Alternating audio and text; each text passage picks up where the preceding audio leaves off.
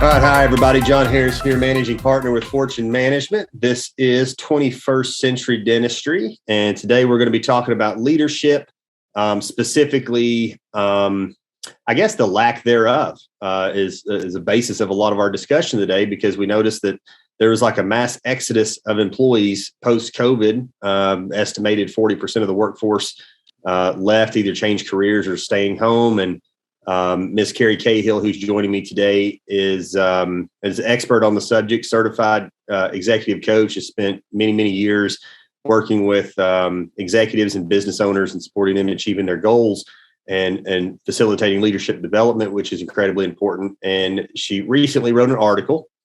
And Carrie, I'll let you share a little bit about that. But she recently wrote an article about the subject, and I was really impressed when I read it. And I was like, this is somebody who really gets what's going on here. And so with that, Carrie, if you don't mind, you want to give us some insight into the article that you wrote? Yeah, definitely. You know, one of the things that challenges a lot of my dentists is that they've had some turnover recently. And we've all seen, and actually this is true for all my clients outside of dentistry and inside of dentistry. And so I wanted to get a little clarity. I've been spending a lot of time thinking about it. And what kept bubbling to the surface is, do we need to pay more? Do we need more benefits? What do we need to do? And I think, that we need to change our hours. There's all these questions that keep surfacing. And I thought, well, yeah, well, that's true. And everybody should definitely be paid so that you can keep up with inflation, which we're going through right now and is really affecting people. I really just got the feeling that there was more out there, that people were struggling with something greater than the dollar.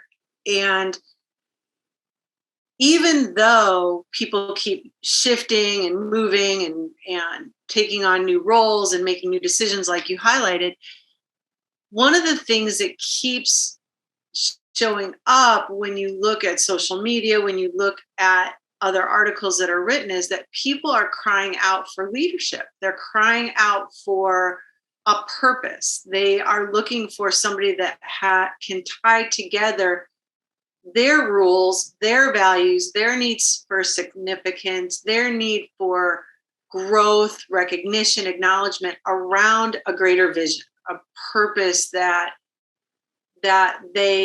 resonates with them, that they can attach themselves to. And when that exists over and over and over again in time, what we see is people are willing to stay with a job. They're willing to stay with a career path because they are in alignment. And so one of the biggest challenges for leaders today is, how do we create alignment? How do we hold a mirror up to ourselves and say, am I really being the best leader? Do I provide a sense of vision and purpose? Do I individually, for the people that work for me, give them a sense that I know who they are, I see them, I understand where they can contribute, I understand what their values are, and through my messaging, through my communication, through my leadership, through my inspiration, through the way I develop people, am I able to take those things that are so important to each individual and connect them with the work that we are doing today, regardless of the level of work or challenge involved in their pursuit, And I think it's a real challenge for a lot of leaders, because a lot of leaders are heads down getting the work done, but they forget that one of the most important things as a business owner or as a manager or a boss or a supervisor or a president or a CEO, they forget that it's not really about the day-to-day task list, but it's really about how they communicate, how they show up, how they connect, and I think that takes time. It takes time because you have to go into self-development, right? You have to be constantly looking at yourself as a leader and saying, okay, where do I need to grow?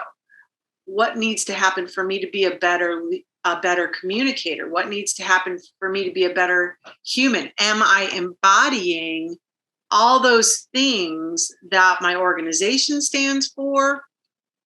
am I embodying all of those things that I believe are vital to the growth of the people that work for me? I think it's a real challenge. Yeah, one of the things I found so interesting about your article, and I've had this discussion with several people over the last 2 years, was I think one of the things that COVID really exploited was people's, how do I phrase this?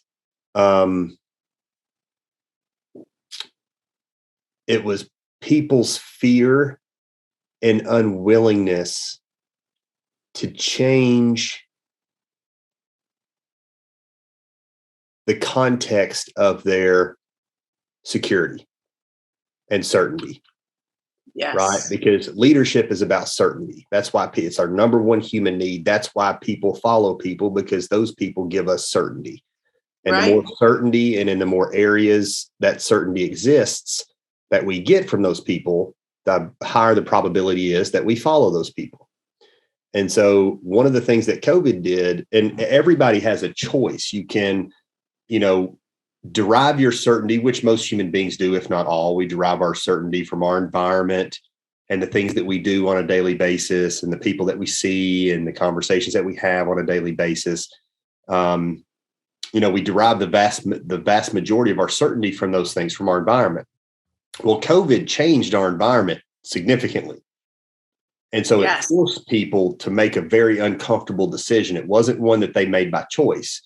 And here's the reason I know that. If they were willing to make that choice, it wouldn't have required COVID to lose 40% of the workforce. Right. Right. And so Right. COVID forced us to change how we meet our human needs. It forced us to reevaluate where we get our certainty from.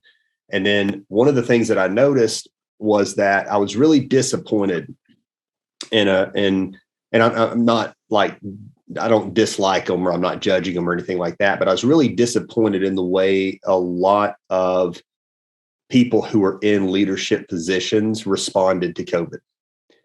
Some people surprised me. Some people I didn't expect a lot from. They really stepped up to the plate and like hit a home run. And I was like, wow, man, that's somebody that really knows how to handle it. And then other people it was almost like they cowered in a corner and was hoping it went by and they were unscathed. Right. And I would say that's the vast majority of people, because they were uncertain themselves. And 90% of the time they know exactly what to do. That's why they're the boss. Right. And so what happened is now that everybody's having to go home, they found a new way to meet their needs for certainty. And they discovered that, hey, this isn't so bad. This is kind of comfortable, or the dental field accelerated their uncertainty. Right. Because I don't know what it's going to look like when we go back. There's all these changes, patients checking out in the operatories and masks and PPE and all this kind of stuff. A lot of practices were changing hands, a lot of transitions, a lot of practices closed. Like there was a lot of turbulence. Right. And so to avoid, that discomfort, people either elected to just stay home or they elected to find a new career field. And I think that if the presence of leadership was more predominant and instilled a higher level of certainty and confidence and security that says, hey, we're going to be just fine. Right. I don't think we would have experienced near the extent of attrition in the workforce that we did. I think you're absolutely right. I think the other thing is when you compound the fact that people had, for the first time in a long time, a forced time off, right? So a lot of people were out of the workforce, a forced time off.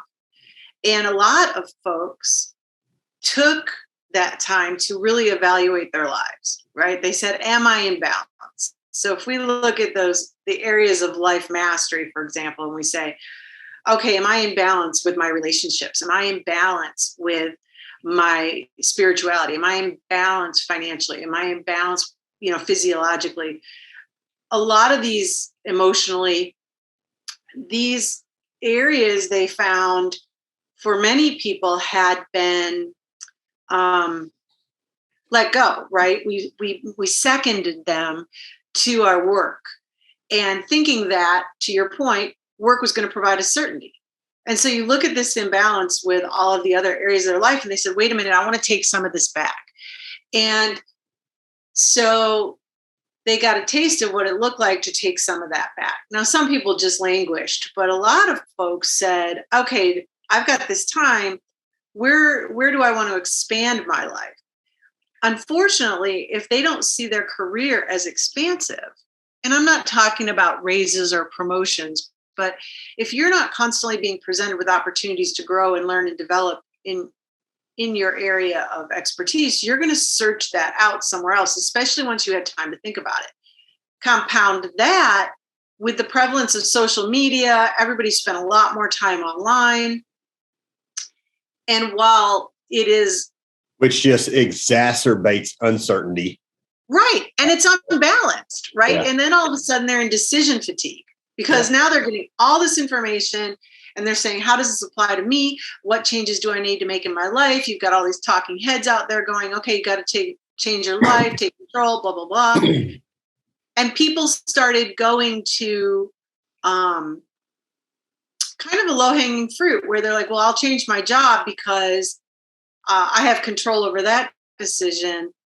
And there's where my least amount of certainty in the place that I look for certainty exists. And in reality, I believe everybody can be a leader in their job. You don't have to be a boss or a manager or anything like that. But leadership for every single one of us requires a level of self-awareness, a level of balance. And you have to know or be working towards getting clarity on what are my goals? What is my purpose? What is my greater purpose on this planet? What is my vision for doing this role at a higher level? And so if we're not always challenging ourselves, we're going to go to a place, like you say, of making maybe, or to build on what you're saying, misinformed decision, right? We're going to make a decision that is not in alignment and creates even more disruption. Unfortunately, in a lot of the research I was doing, a lot of people, I can't remember the statistic, but a lot of people wish they hadn't left their job, right? A lot of people wish they could go back to their jobs. And that just shows that when they made the decision to make a change, they did not make that decision rooted in what is my purpose? What are my values? What does that need to look like in order for me to be successful? When I work with people in career change, and I have been working with people in making career changes for a third of my career, at least, they're like, okay, Carrie, I just want to rewrite my resume and I want to get my LinkedIn profile cleaned up and this and that. And I'm like, slow your roll.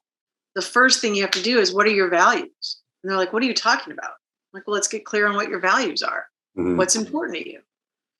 And then what does that need to look like? What are the rules in order to make sure that those are served? And they're like, yeah. Can we just skip to that? Because I just want to make more money and I want to. And I'm like, actually, you can't, because no matter where you go, there you are. You can take any job anywhere, but you're still there. Yeah. So if you don't figure out who you are, everybody wants to get, so leadership in its lowest form is a verb. It's something you do. Right. Leadership in its highest form is an adjective. It's a quality that you possess. Yes. In the lowest form, people follow you because you know how to do something that they don't know how to do, and they follow you so they can learn it. Yep. You know how to do something really good, and they also want the result from that thing. And so they follow you so that they can emulate what you're doing. Right. Leadership at the highest level, as an adjective, they're not following you because of what you can do or what results you create. They follow you because of the qualities that you possess, because of who you are.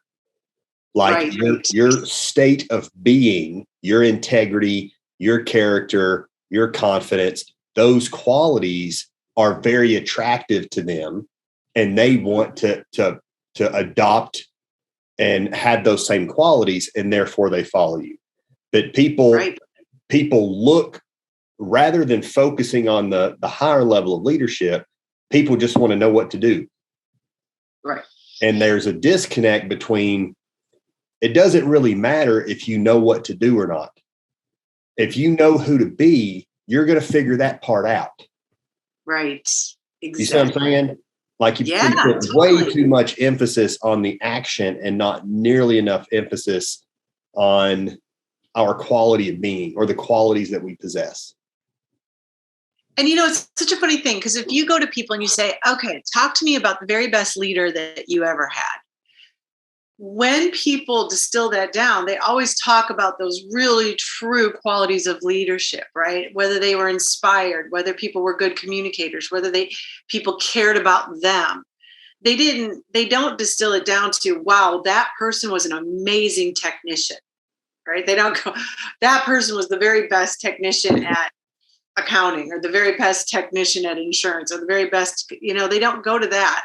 They talk about those intrinsic qualities that inspired them. They talk about those intrinsic qualities that made them want to develop themselves to the next level, that somebody cared about who they were, mm-hmm. and figured out how to take the brilliance of who they were and build that into the organization to then build the organization. And then they showed them, hey, look at who you are.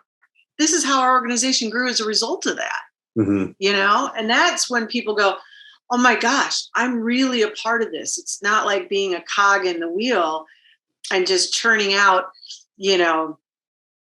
X amount of trophies a day. It doesn't become that. It becomes something else about who they really truly connect themselves, as humans, to who they are. Yeah. I think that I'd like for our conversation to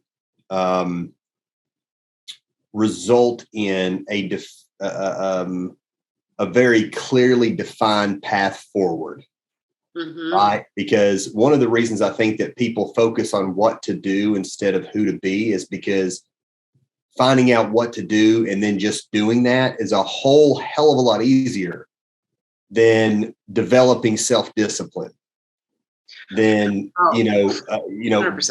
Increasing the level of integrity that you have or enhancing your character. Like, it's a whole lot easier to just read a book and get the 5 steps and then go apply those 5 steps. Right. And even if you've got the 5 steps, you'll never get the same result as the person who created those 5 steps, because they knew why those 5 steps were important and why Absolutely. Those 5 steps are the 5 steps. Right. This is why I'm not a big fan of like scripts, right? Because you can say the words, but if you don't know why those words are the words, then there's going to be a disconnect. Okay. Right. So, we can isolate the opportunity here and say, okay, people want what's easy. Tell me what to do. And if we can all agree that a better, more sustainable, long-term path is going to be to identify what qualities they need to possess and then adopt those qualities. Okay. So if we can all agree on that, then what is the process to develop those qualities? What step do I take? How do I start that process? Right. So the first really uncomfortable part of that is that it's not easy. Right. Being a really phenomenal leader isn't easy. And not only that, but it's not a one-off, right? It's something that I think people have to realize, that if you're committed to being a good leader, you're working on that muscle your entire life, and that it morphs. And one of the biggest challenges, I kind of want to circle back when you were talking about, a lot of people just wanted heads down in the sand, wait for it to pass. The problem is that COVID didn't just change the employment environment. It changed the economy. It changed everybody's self-perception. And so as a leader, we have to morph again, because the way we led prior and the way we're going to lead now are going to require us to be different because what's being requested of us and demanded of us from outside influences has changed completely. Sure. So, and there's a whole new set of challenges. There's a whole new set of challenges now. Inflation, recession, what's the word I'm looking for? The scarcity in the job market and the increase in payroll expenses, like totally. There are some very real business decisions that need to be made to as far as those conversations are concerned. Oh, completely. And then compound that with technology. The speed of advancement in technology is changing everyone's jobs. So you have to lead differently. And science is changing, certainly the area of dentistry, significantly. There are, the other thing is that the investment, so a lot of people look at how am I going to invest, right? That's changed completely. So when people look at how am I going to set up future security, that's changed.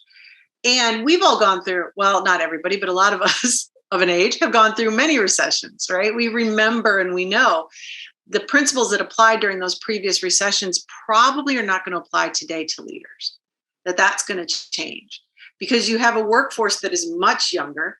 They do not have a reference for a recession, or they don't have a reference for this economic condition. So their uncertainty is much more prevalent. And then you load onto that there's this whole open internet where everybody's talking and getting information that is nothing more than people making assumptions, right? So as a leader, how do I lead through assumptive environments? As a leader, how do I communicate confidence and connectivity to the people that are following me? With that, what kind of decisions do I need to make? How do I include my team in those decisions so that they feel empowered? And it's just doing that, right? It's just having open, honest, non-judgmental communication and making the best decision that you can in the moment, being transparent about, okay, you guys, let's take this path, from what I hear you saying, and here's what our information is, let's do this or that. Are we in agreement? Getting people on board that are willing to move forward with you, as a collective group.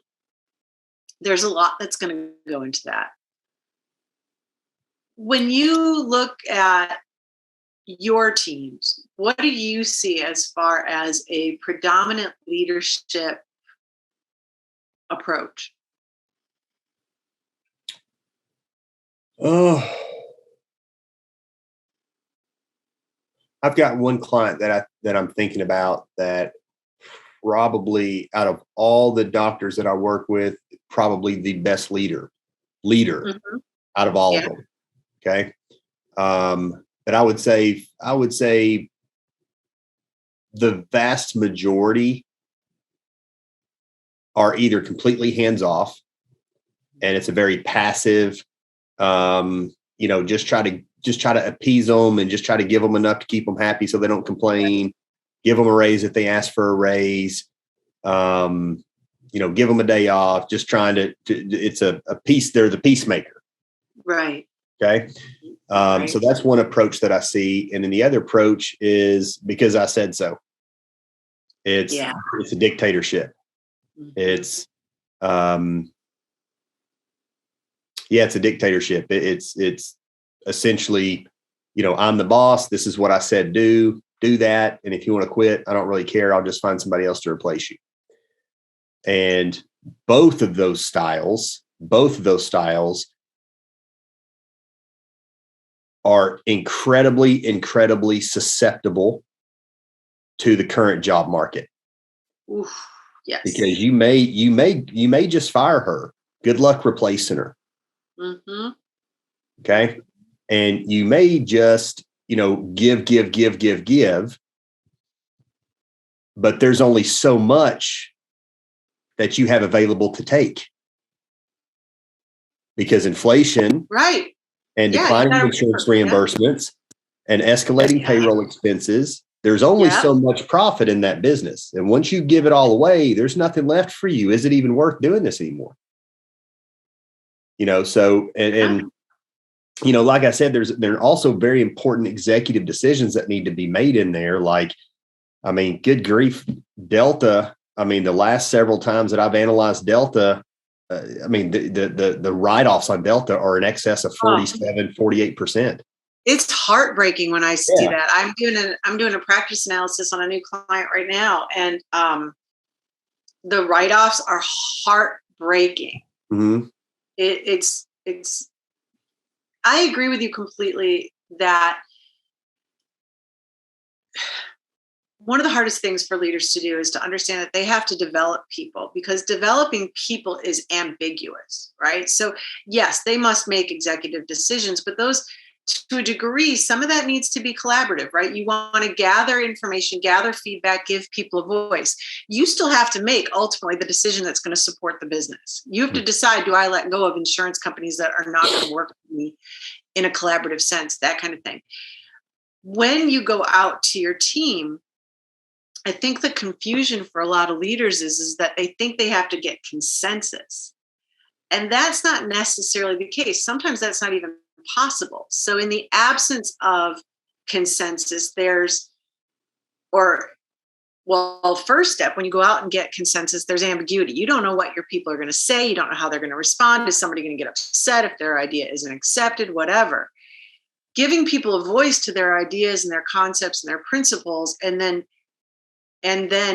still having that leadership skill to make a decision that you feel is best for your business and communicating that back to the team, incredibly powerful, right? Because people feel like they have at least a voice in the direction of the practice.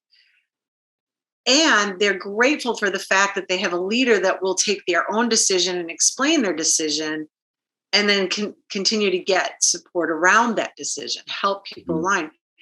The other thing that leaders have to do is, if they focus only on the bottom line, expenses, P&L, that kind of thing, willingness to step into the ambiguity of what does your employee want? What does your team member want in order to feel developed, in order to feel like they're growing and expanding? What do they want? A lot of leaders say, well, I'm not sure how to answer. I'm not sure how to develop them. I'm not sure if I have the capability to respond to that. If I ask for it, I've opened a can of worms. And my response to them normally is, you don't have to. You have to ask really good questions and keep asking questions until that opportunity presents itself, until that answer presents itself. You don't have to have every answer, but you do have to be brave enough to ask. All of these things. You have to be brave enough to ask. Now, there are some decisions. I'm not saying every decision in a dental practice, the dentist needs to go out and say, hey, team, what do you think? But there are those core key decisions that, including the team in that, creates a different environment that then supports you as a leader. What do you think? I don't know that there is a decision in a dental practice that only the doctor can make, except for whether this is a crown or not. Right? Yeah, certainly there's some technical decisions. Right? So who do we hire? Mm-hmm. Right? Have somebody on your team do the initial interview. Yeah. And whoever qualifies, bring that person in for a panel interview with the entire team.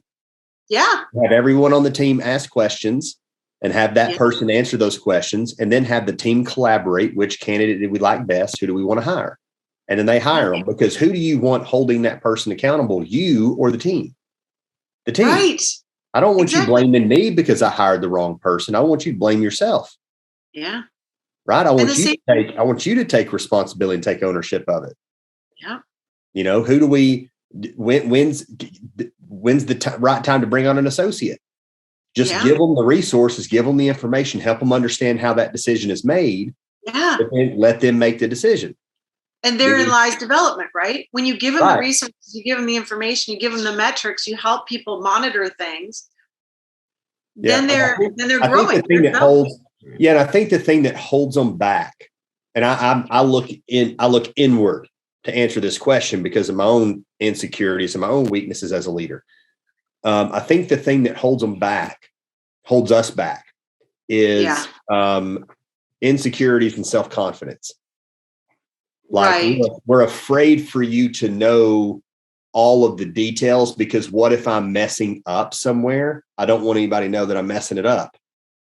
Right. Anybody know that I made a mistake, because then that makes me weaker somehow, quote unquote. Right. Yeah. Or it could just mean you're humble. Right. It could Right. just mean you're honest with yourself and you're Transparent, transparent. vulnerable. Yeah. And you trust that you've surrounded yourself with the right people who aren't going to chop your head off because you didn't do the right thing one time, or that you've made a mistake, or heaven forbid, I don't know everything. Right. Right. There may be some things that I don't know. Okay. And I just did the best I could while I could, until I found somebody that knew more about it than I do. Right.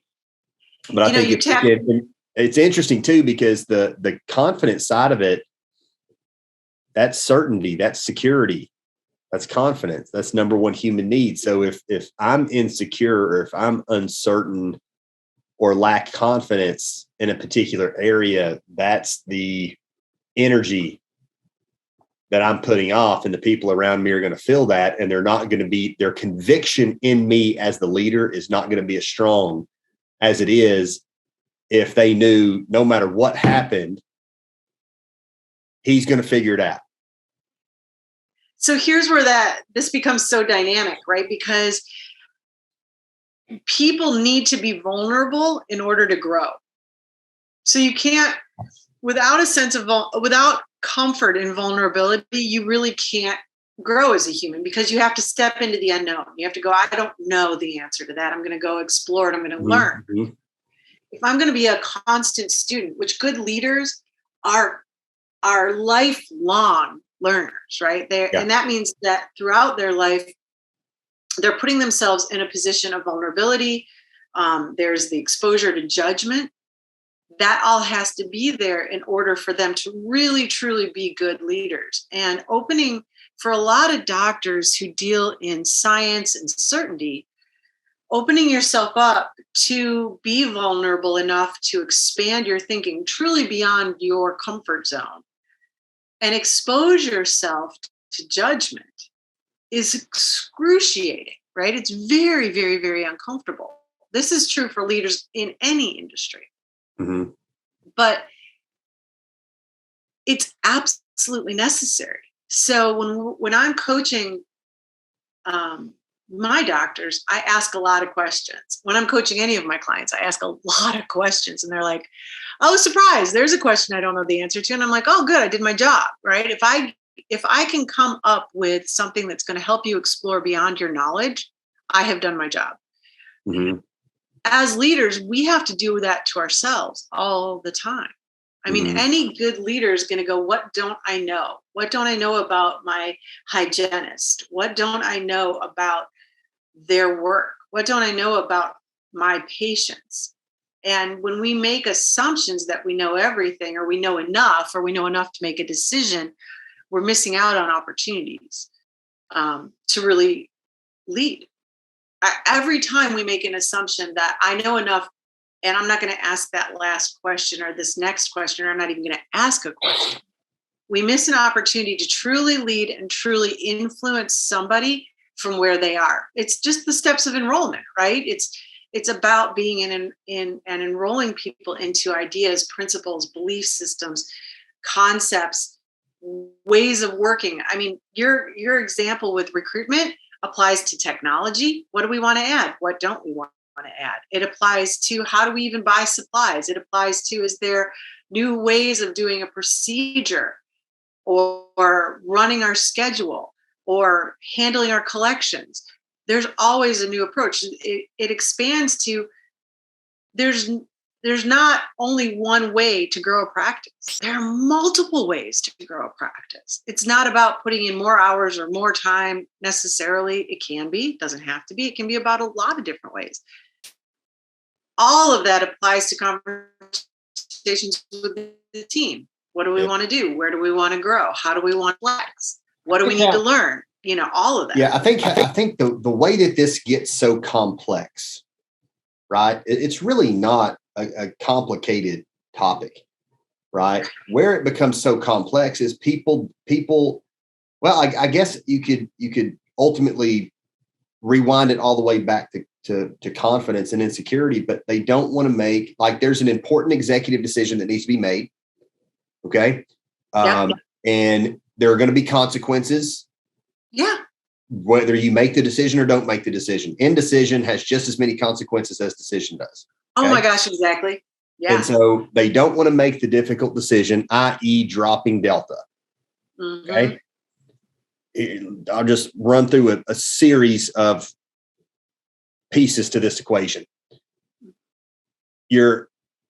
What your hygienist makes, assistants make, administrative team makes, what you're able to pay them is all a reflection of how much you collect. Mm-hmm. Okay. Delta is cutting your reimbursement by 47%. Mm-hmm. And it's 45% of your patient base. We know Delta is going to come out and we know Delta, at least for independent private practices, does not negotiate. Right. Okay? Exactly. I have learned that for DSOs, they are happy to consider higher reimbursements. I learned that. I wasn't aware. Yeah. Man. So you've got declining reimbursements with Delta, and Delta, each time 8 or 9 practices, I've dropped Delta in just in the last 12 to 18 months.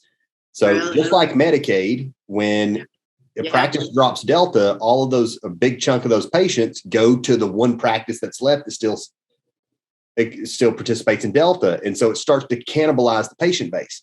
Well, now Delta's got you by the hair. Yeah. Because now you can't drop them. And that's the leverage that they want. It's like the Walmart principle. Walmart buys so much product from this one distributor that once they've got the vast majority of that distributor's product that they're responsible for, they can dictate their price. They can say, no, I'm not going to pay you $2 a unit anymore. I'm going to pay you $1.25. I can't say no, because if I say no, I'm going to have to lay off 60% of my workforce, because now Walmart is such a big chunk of my business. And that's exactly what Delta has done.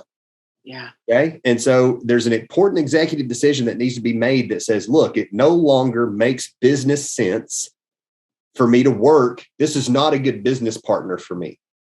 Right. Because I'm afraid that I'm going to lose some patients, and you will. Don't be afraid that you're going to lose some. I guarantee you will lose some. That will happen. Mm-hmm. Okay.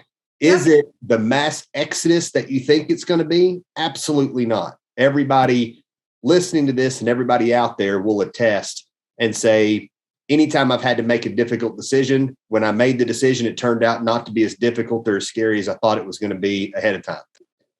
Okay. So just take one out of the history books and say, look, every time I've ever done something that I was afraid to do, it turned out to be nowhere near as bad as I anticipated it being. And just assume that that's the way it's going to be in the future. Well, and I think that you're absolutely right. Because people are looking at their microcosm of their business. But if you go out to the macro and you say, let me take this 30,000 feet up, more and more of the population are becoming independent contractors, right? Mm-hmm. More and more and more are working in the gig economy. We're seeing an incredible increase in the gig economy, for example.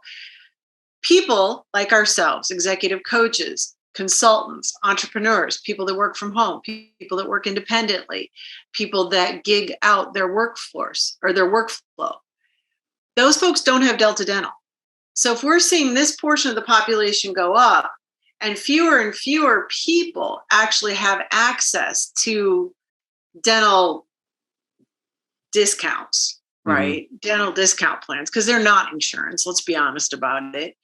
If we start to look at the more macro economy, we start to say, hey, wait a minute, some of these principles no longer apply. Yeah. And if I bring that back to my value system and my structure and say, what do I want to be? Who do I want to serve? How much do I want to work? How profitable do I want to be? What type of dentistry do I want to do? It changes the dynamic of that decision. Yeah. And you can, and I think you can give them all the evidence and all the information. Right. And I'm not picking on anybody here. Okay. But because I don't want to make that decision that's difficult, then I start looking for all of these other options. And basically what it is I'm trying to do is I'm trying to manage my threshold for discomfort, right? It's like, here's my threshold, and like making that decision is here. Well, can I find something that's like here, and I'll do that. Right. And so I think, and you can give them all the evidence in the world that says, look, this is what will happen. Yeah. Like if you drop it, this is what based on all of these factors, this is what we estimate attrition is going to be. This is the net impact. Collections actually go up 30%. Yeah. But there's always this rebuttal. And it's like, but. Okay. Yeah. Or matter of fact, rather than a rebuttal, we'll call it a buttle. Yeah, but. Yeah, but. Okay? Yeah.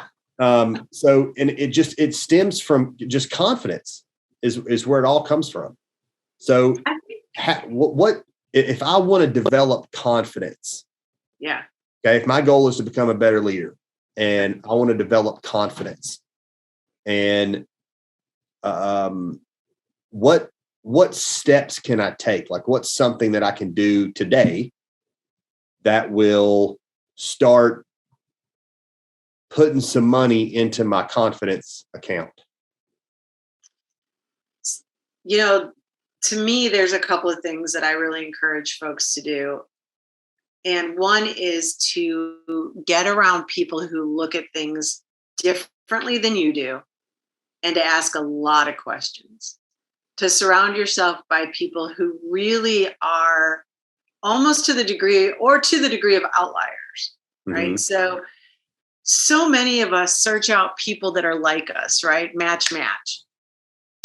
If you want to be a really good leader, find people who really are willing to challenge your belief system and your mindset, and ask them questions, gather as much information. You may stay with your current decision model or your belief system, whatever, that's fine. But now you're educated, right? Now you know what the other side of that is. Now you have a better understanding of what else those things could mean. Read things that are beyond your scope or capability, right? Listen to podcasts that are beyond your scope or capability, or your knowledge, or your spectrum. Everything applies.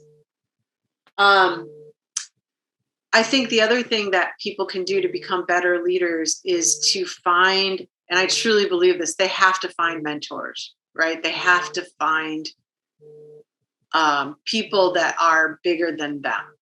They have to find people who have done what they feel is incomprehensible. Those three things: to get ideas, to be surrounded by people who challenge you. And when I say challenge you, I don't mean just challenge you mentally, but say, explain that. Give me clarity. Why did you do that? Where were you going with that? Have you considered? Sorry, I think what you just, correct me if I'm wrong, what I think you just suggested is find someone that has done something that to you would be a plus. It's like something that you want to do, but it's inconceivable to you because you fear the consequences. Yeah. So find somebody that took the bullet. Right. Right. Because that's true leadership. The first person to take the bullet is the leader. Right. It's so funny because I talk to a lot of people who are like, I'm a great leader. I'm inspiring and this and that. I'm like, okay, when was the last time that you got into a conversation where you did not defend your position, but rather you asked more questions when you absolutely did not believe the topic or the idea that was being presented? Yeah. And they're like, oh, college. Why would I surround myself with people who don't, and I get this all the time. They're like, Carrie, why would I surround myself with people who don't believe the way I do? I'm like, okay, why wouldn't you?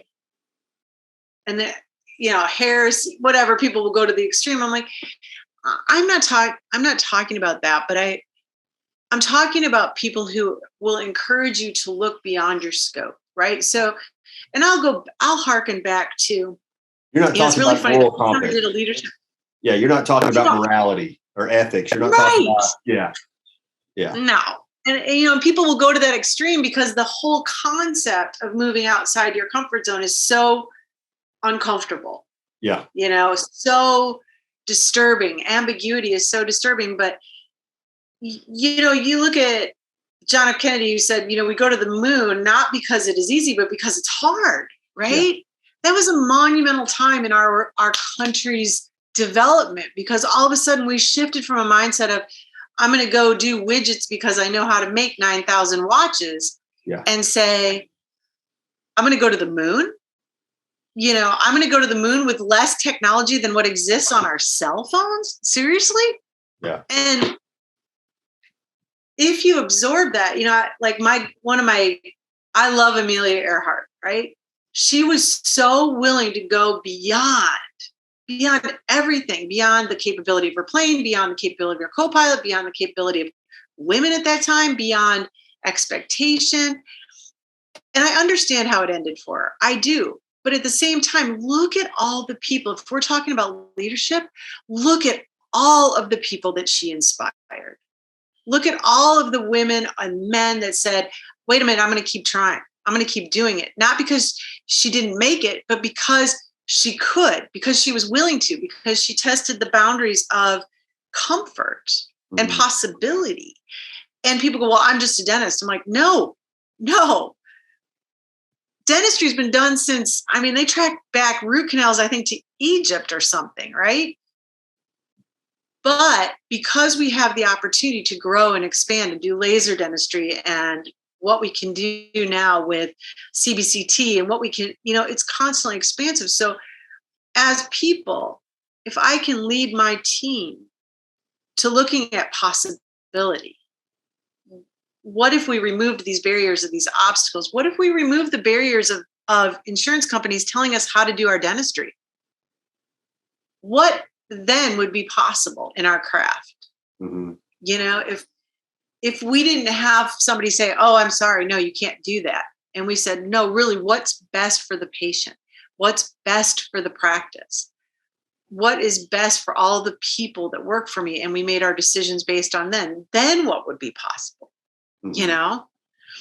It's that expansive thinking. Yeah, it's a one of the concepts I love is that ambiguity that Pankey talks about when Pankey talks about patient-led treatment planning. Uh-huh. How ambiguous would that be for a lot of doctors, and yet how powerful to enroll somebody at that level where they're willing to move forward. Yeah. You're building a treatment plan for their reasons rather than yours. Right. And educating them along the way. It's what you mentioned earlier about, why would I want to surround myself with people who believe differently than I do? Because if you don't, then you have a false sense of confidence. You're not confident. That will be exploited. That's what COVID did. It exploited all the phonies, all the people with fake sense of confidence. I'm serious. That's exactly what happened, because we surround ourselves with people who agree with everything that we say. And that makes us feel really good and really smart and really confident. And I can take on the world and I can overcome any challenge, any obstacle, because everybody agrees with how smart I am and how good I am. Right. Okay. And that feels good. And I'm glad that feels good. More power to you. And when your back's against the wall and you have an obstacle that you don't know how to overcome, and there is no side door, no easy. You got to figure out how to get through it. Mm-hmm. You're going to fail. And it's because you didn't prepare adequately along the way, because you valued, maybe it's significance, but you valued being right more than the preparation. You valued being justified more than your growth. Yeah. And so there was a great, I was watching Tin Cup last night before I went to bed. Have you ever seen that with Kevin Costner? Yeah. And whenever he was in Molly's office, I think that was her name. Whenever he was in her office and he was asking her for therapy, and he says, and she was asking him, kind of explain where he's at. And he's like, say there's a river and there's a guy standing on this bank, and on the other bank, there's $1 million. But the river is infested with piranhas and alligators and snakes and all this kind of stuff. And then right over here, there's a rowboat. And he said, the question is, what would inspire the guy to swim for it? And then Molly was like, he's an idiot. Right? He's like, I don't think you understand what I mean by the river. Okay. And so what I took away from that example was, you're taking the hard path. Everybody takes the easy way. Everybody takes the way that makes sense, that's common sense, that, you know what I mean? But very few. Yeah, you've got an exit strategy. Yeah, very few people try to figure out another way. You know what I mean? There's not very many people who, try to cut their own path through the jungle. They just want to take the path of least resistance. Right. Well, I'll tell you what the path of least resistance is. Okay. And it's not the path that everybody else goes down, even though when you're looking into the jungle and you see this clear cut path with a dirt track and there's no spider webs and branches hanging over, and it looks like that's the easiest path. Okay. Mm-hmm. That's not the easiest path. It seems that way, but it's really not. The easiest path is simply choosing to operate from power, love, and self-discipline. Mm-hmm. And if you just choose to operate from that place, okay, trust your intuition, trust your instincts. I'm not saying don't educate yourself. I'm not saying don't get third-party perspective. There's a certain amount of logic to be applied. And if you can just make yourself come from a place of power, love, self-discipline, courage, confidence, and just choose that with every decision that you make. Yeah. Then you could go through the heart of the jungle and the path would lay down for you. Yeah. I've experienced that. I remember when we think about developing that courage muscle, right? Because courage is such a vital part of leadership. And you have to go back to when you have references of doing the impossible or or handling the unexpected, or you have to go back to those references, and then you have to build on that, right? You have to move beyond that reference. And I remember the very first reference, and it's so funny. I remember this so clearly because when I was really little, I want to say maybe 7 or 8, 6 or 7 or 8. Everybody was jumping off the diving board, the high dive, right? So we had a high dive at our swimming pool, and everybody was going off, and they were diving and they were jumping. And I remember getting on the ladder, and the ladder was incomprehensibly high for me, right? I had never climbed a ladder that high, let alone jumped into a pool of water that far down. And I know this sounds kind of creepy, but I remember saying, I am either going to do this or die trying, because I am not going to be that kid that's sitting on the side of the pool, not jumping. I was so committed to this idea. And the first time went beautifully, right? Because I had watched every kid do it right, and I mimicked what they did. Mm-hmm. Sometimes as leaders, we get sloppy, right? We start to do it right, and then we start to get lazy or sloppy in it. And that's when I did the belly flop, right? Because I got lazy or sloppy in my discipline. But if we constantly push ourselves, if we go back to that reference of when we did it right, and then we can evaluate, when did I get sloppy or miss it?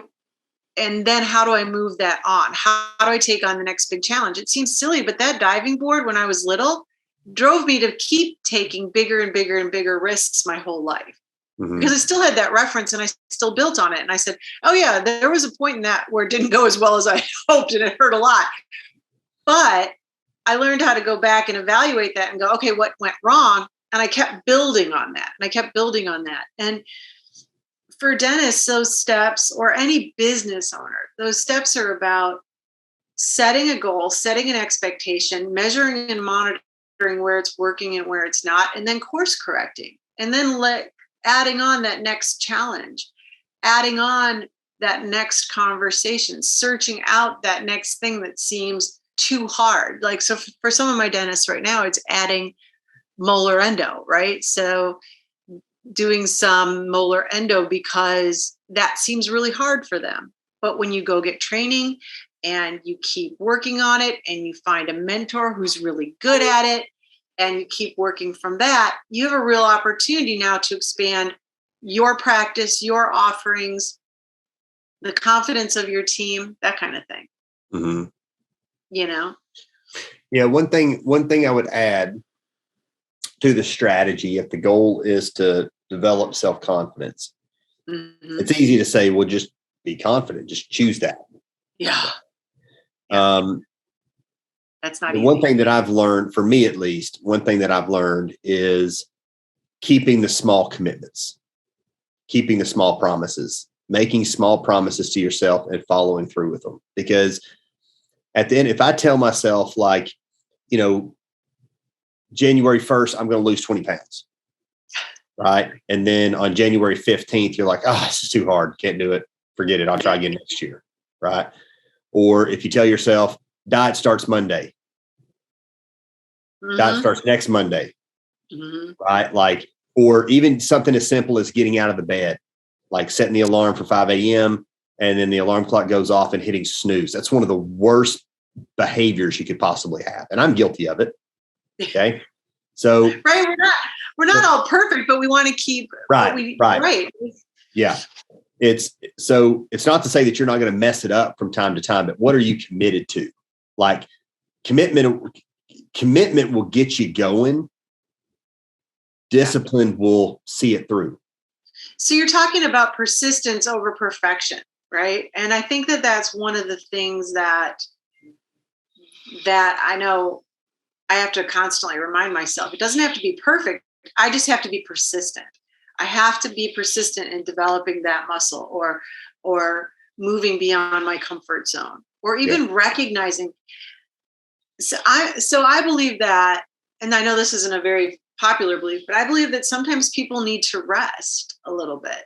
It doesn't mean rest for years. It doesn't mean rest for decades. It just means take a minute and rest in your comfort a little bit and then move yourself on again. I get it that sometimes people need to take a breather, get restored, and then move on. It's just some people can get stuck in that for too long. And you see that with teams that start to, where the leader starts to become not ambivalent, but just they kind of luxuriate in the fact that they've got a nice, smooth team and their business is running well and they're making enough money and they're seeing enough people and they're willing to accept that status quo for a little too long. And then all of a sudden they're like, oh my gosh, I've got people leaving. I can't figure out why. I haven't had people leave in 15 years. What's going on? Well, you stayed there too long, and so we always have to be aware that if we're truly leading, we can't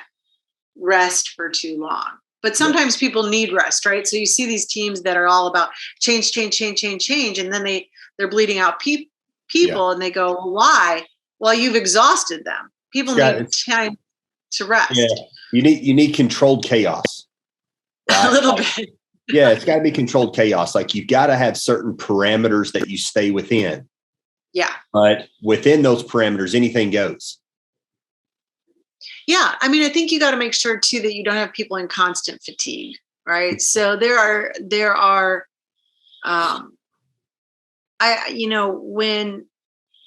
when you overdo it, when you overdo anything, you move to a point of fatigue. If that fatigue is constant and there's no joy or there's no enjoyment of the progress that you've made, there's no acknowledgement. And if you're not present, and this is the other thing that I see, is that people need to be willing to be fully present.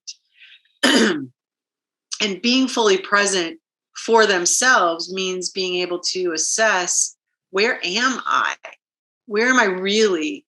And being fully present with their team means, where are they? Where is each individual team member sitting right now? What do they need that they're getting, and what do they need that they're not getting? And how do I make them accountable for searching that out? Not how do I constantly provide it, because I think that's what they need. But how do I hold them accountable to searching that out and honoring that, you Yeah. know? It's like playing, it's like playing the piano or learning an instrument or anything like that. Like if you take lessons, like you don't go this week and then, learn a chord and then go next week and learn another chord and then next week learn another chord and then another chord. You're not necessarily learning something new every time you take the lesson. Right. Because you might learn something new this week and then you're going to practice it all week. Right. And then next week you might make a refinement to it. You may not even touch it, but you're going to practice it for another week. So there's and it's just like, training, like lifting weights, like you do something that stimulates your body, stimulates your mind, give your mind something that it needs to recover from. Because if stimulus isn't strong enough, there's no need for change. Nothing needs to happen. You just stay the same. So it's got to like inspire thought. It's got to challenge your belief systems, challenge your values, make you question whether you really have it figured out or not. Right. And then once that occurs, once that stimulus takes place, there's a period of time that's necessary for you to recover and to sustain that. Yeah. And now once it's sustainable, then you can add to it. So to that point, exactly, when you're developing leadership concepts and principles, when you're truly leading, those things that you're introducing into your business must be integrated, right? So this is the other thing that we see is people have this great idea. They come and they share it with their team. They say, okay, go do this. And then they don't provide enough time for people to truly apply it and integrate it, right? So everybody's like, oh, I want this quick fix. Ooh, that didn't show up like I thought. I'm going to go look for something else. A leader allows for integration. A leader supports that integration so that what is being presented has true traction, has true value, and has the time to really provide some sort of sustenance or support for their organization. A lot of times, one of the things I see as a leader is like, oh, this is a great idea. We're going to start doing this. And then they give it to the team and the team's like, what am I supposed to do with this? They do, but there's no integration. There's no time for that muscle to build. There's no time for it to heal and build again. There's no build on what existed. It's just this one concept that gets dumped in and there's no build on it. I think that leaders are aware of the need for that true cohesion and allowing it to build and mesh in, to integrate those ideas. People, one of the things I found is that it's very, very true that people will stay with a leader where they feel that they contribute and they feel like they have a voice, they feel acknowledged, recognized, that they're growing and developing. People leave leaders, right? People leave bosses. They leave when they no longer feel that their contributions are valuable or recognized. Is it easy for them to get more money? Absolutely. Is it easy for them to get a flexible schedule or different hours or whatever? Absolutely. The question I challenge a lot of my leaders with is, could you have done something different that wouldn't have made those the measure? What could you have done differently that wouldn't have made that the measure in which they chose to lead? And a lot of times people will get really defensive. Well, I do this and I do that. I'm like, wait, drop the defensiveness and just say, what else is there? What else is there? If not this, then what? And that is only going to allow you to expand your thinking about who you could be that would attract different than what you've attracted to your organization already.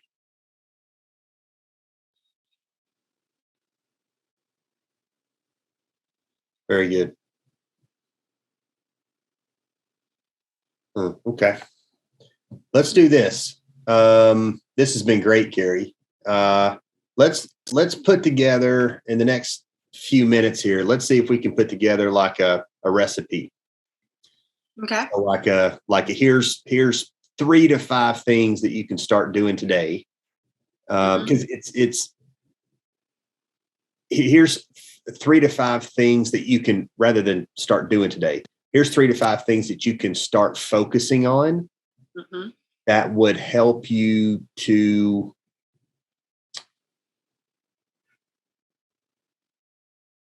adopt better leadership principles. So one of the things that you mentioned earlier, number one, we could say, get around people who think differently than you do. Absolutely. 100%. Number two, find a mentor. Absolutely. Number three, make and keep small commitments to yourself, regardless 100%. Of what those are. What would be a couple more? I think those are 3 great ones. What are a couple more we could add to that? I think intentional goal setting, whether it's around installing new habits or accomplishing things that are outside your comfort zone. So I do think that people need to have a clearly defined goal that is just to the edge of really uncomfortable, right? That seems improbable, but possible. Because it's those goals that require you to develop different skill sets, different muscles, different ways of thinking, that kind of thing. So I think good leaders do have goals, and those goals are outside their comfort zone. Sure. This isn't necessarily a different one. I think it's along the same lines, but I would pick one thing each day that is hard for you, that's challenging. Every day when you wake up, what are you going to do today that's going to challenge you? And then just commit to doing that. Right. Because it's an interesting thing. Like I think the keeping the small commitments is a really big one, because if you can't count on yourself to do what you tell yourself you're going to do, why would anybody else count on you? Yeah. You know what I mean? If you can't even count on yourself to keep your word to yourself, why would anybody else count on you? I agree. I think one of the things I would add to that too, for leaders that are leading people, is to commit to understanding what your team members' individual values are and what their goals are, because that will allow you to help develop them. And leaders develop leaders. So you really do need to know. It's not about knowing that your hygienist has 2 kids and, goes to crochet every Saturday. It's about understanding what really inspires them, where do their values sit, and how do you develop them in a way that makes them feel more powerful and able to contribute at a higher level in your organization. And that's a different conversation than I think a lot of people have with their people, but that really is an inspired leader approach, because you have to go into the ambiguity, right? I don't know if I can do that for them, but it's better to know. Then I can ask a better question. What would I need to do, or who do I need to be, or what do I need to learn in order to help them get there? So I think understanding your people, their values, their rules, their objectives, their goals, that's another level of leadership. Yeah. And I would add, that was really consistent. I think it's the John C. Maxwell's 4th level of leadership. People follow you because of what, who you've helped them become. Yeah. So finding out not necessarily what they value and how they spend their time, but finding out who they want to be. Exactly. And then just leading them in a way that helps them make progress towards becoming that version of themselves. It's always about who people want to be, right? Yeah. It is. Yeah. There was one I just had. Stop telling people and start asking people. Absolutely. Absolutely. 100%. Because you can so get hard people for folks. Yeah, you can get people to do what you tell them to do, and it may be their job, and maybe they don't have a choice but to do what you tell them to do. Mm-hmm. That's not leadership, right? That's just being a boss. Yeah, when they follow you for your reasons, you're way down here on the scale. Yeah. Okay? But if they're following you for their reasons, like you figured out something pretty special. I think one of the things is a lot of people read leadership books, but when you go back and you ask them, okay, well, how much of that did you do? Mm-hmm. Right? And they're like, oh, well, and they cannot create a reference for what they did based on what they've learned or read. I think one of the things that I keep coming back to is you must do it. Find something that resonates and then do it. Don't talk about it or philosophize about it or whatever, but you have to do that. You have to do those things. So be action focused, be action oriented around your goal to be a better, more expansive, more influential leader. Mm-hmm. Action it. You can't talk about it or think about it or keep reading about it, but you must actually take a nugget from somewhere and do that. Do that. Without the act of doing and without risking a misstep or a failure or a trip or a slip, you go nowhere. You stay exactly where you are. You must be willing to step into the unknown. You must be brave enough and courageous enough to do all that, those things which resonate with you. You must do. So I think that that's a really big thing for leaders, because a lot of leaders like to talk about it or read about it or study it or analyze it or debate it or find out why they can't, but you got to look for why you could, and then you got to try to action things. Yeah. I would say you're going to have to learn to love discomfort. Yes. Yeah. You're going to have to learn to love discomfort. Now, that's not an easy one, but just push your threshold, right? If your threshold for discomfort is like a level 8 is like threshold for me. Okay. Then your goal this year needs to make your threshold a level 9. And then the year after a level 10. Like you've got to push that boundary. And I think you do that by learning to not actually learning. There's nothing to learn. Becoming more decisive. Right. Be okay making a wrong decision. Yeah, exactly. Nothing, and understand, do that without self-recrimination or judgment. Yeah. Look at that objectively and go, oh, what did I learn from that? Yeah. It is not a reflection on you as a human. It is simply an opportunity to learn, reflect, and observe. Yeah. But they call it, Zig Ziglar used to call it paralysis by analysis. Yeah. Right. Like you can, and I've struggled with this myself. Like you can analyze something to death, the pros, the cons, the consequences, the benefits. You can look at all that stuff back and forth all day long, but until you actually take action, nothing happens. Right. It's just a waste of time. Like no result, no nothing. The world has not been altered. You haven't made an impact on anybody else. Right. You haven't learned anything until you actually take action. Right. Right. So, so just being comfortable, just stepping into the unknown. And I would say the last thing I would add is I would say one of the most important qualities I think great leaders possess is faith, because faith is confidence in what you hope for and assurance in what you can't see.